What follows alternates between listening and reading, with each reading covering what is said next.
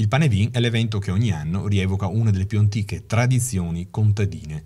Il mitico falò è un rito che affonda le radici nella tradizione pagana, sul quale vengono bruciate le sfortune dell'anno passato, e interpretando la direzione del fumo e delle faville si trarranno i consueti auspici per l'anno nuovo. Il tradizionale appuntamento notturno dell'Epifania ha luogo ogni 5 o 6 gennaio ed è accompagnato da canti propiziatori e dalla distribuzione di pinza e vin brûlé. Vive TV era ospite della famiglia Fatorel di Vittorio Veneto, che grazie all'impegno di volontari e amici che hanno lavorato per accatastare la legna, prevalentemente derivata dalla potatura dei vigneti, ha potuto realizzare uno dei tanti falò della provincia di Treviso. Due parole sul Panevin, una tradizione che, anche se lei è giovanissimo, porta avanti nella sua casa.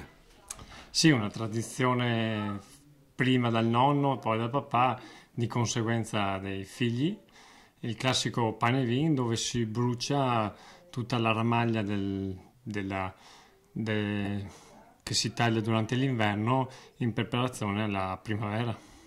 Che significato ha oggi il Panevin in questo mondo così tecnologico, così moderno?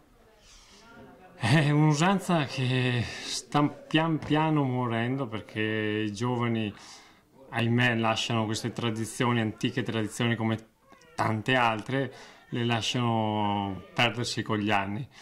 C'è una tradizione che mi sta a cuore, che è andata un po' persa, è quella dei bandot che si fa con San Nicolò.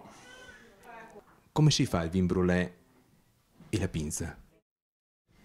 Il vin brûlé si usa del vino o a scelta bianco o nero, con dello zucchero, dei chiodi di garofano e della mela. Tutto va scaldato quasi a ebollizione e servito bello caldo.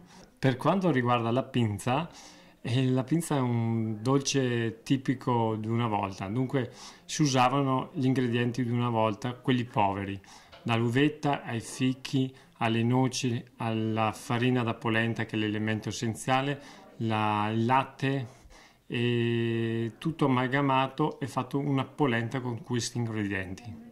Il tutto va cotto per circa quasi 2 ore piano a 180 gradi, 200 gradi.